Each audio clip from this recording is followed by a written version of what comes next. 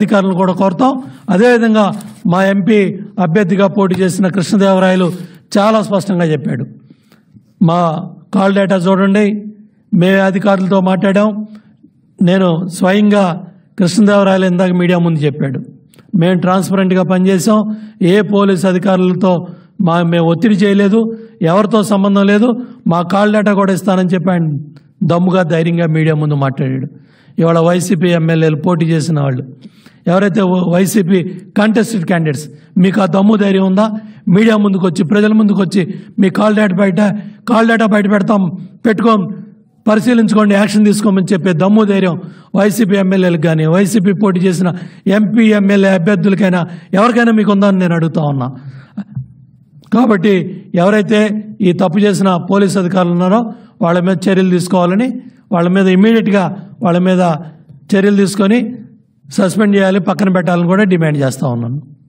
సాక్షాత్తు డీజీపీ కార్యాలయం నుంచి ఒక ప్రెస్ నోట్ కూడా ఏదైతే పోలింగ్ జరిగిన పరిణామాలు ఏదైతే ఉన్నాయో, దాడులు కానీ అవి కానీ మీరు పదే ప్రస్తావన చేయొద్దని చెప్పడం జరిగింది. ఉద్దేశం ఏంటంటారు? దానికి ఏమైనా ఉత్తరం అవుతుందంటారా?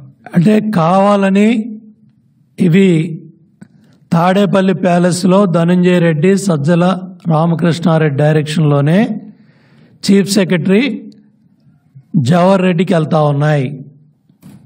జవహర్ రెడ్డి డైరెక్షన్లోనే యంత్రాంగం పనిచేస్తూ ఉంది.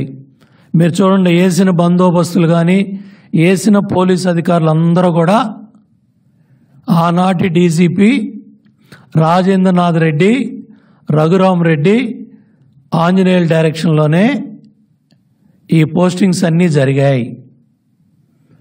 ఇవాళ బాధితులు సస్పెండ్ అయిన పోలీస్ అధికారులు, కలెక్టర్లు, ఎస్పీలు వాళ్ళు బలైపోయారు. అసలు చేసిందంతా ఈ దుర్మార్గం ఆంజనేయులు, రఘురామరెడ్డి, రాజేంద్రనాథ్ రెడ్డి డైరెక్షన్లోనే ఈ కింద స్థాయి పోలీస్ అధికారులంతా కూడా నియమించబడ్డారు. ఇవాళ డీజీపీ కూడా ఈ విధంగా డైరెక్షన్ ఇచ్చి మీడియాని కట్టడి చేయాలనే ప్రయత్నం కరెక్ట్ కాదు. మీకు చేతనైతే లా అండ్ ఆర్డర్ కాపాడండి, ఇటువంటి సంఘటనలు పునరావృతం కాకుండా చర్యలు తీసుకోండి. ఎవరైతే ఇన్సిడెంట్స్ బాధ్యులయ్యారో వాళ్ళ మీద ఎఫ్ఐఆర్లు కట్టండి. ఎవరైతే దోషులు ఉన్నారో మీ కస్టడీలో ఉన్న మీ ఎమ్మెల్యే తమ్ముడు గన్మెన్స్ను వదిలి హైదరాబాద్ వెళ్ళిపోయాడు, పక్క రాష్ట్రాలకు వెళ్ళిపోతే ఏం చర్యలు తీసుకున్నారని ఈ డీజీపీని అడుగుతున్నా, సిఎస్ని అడుగుతున్నా, పోలీస్ యంత్రాంగాన్ని అడుగుతున్నా. అవి చర్యలు తీసుకోకుండా మీరు మీడియా మీద చర్యలు తీసుకోండి, మీడియాని కట్టడి చేయండి, మీడియాని కంట్రోల్ చేయమని లేఖలు రాయటాలు, ఉత్తరాలు రాయటం కూడా సరైనది కాదు. దీన్ని మరొకసారి పరిశీలించమని చెప్పి కూడా కోరుతాం.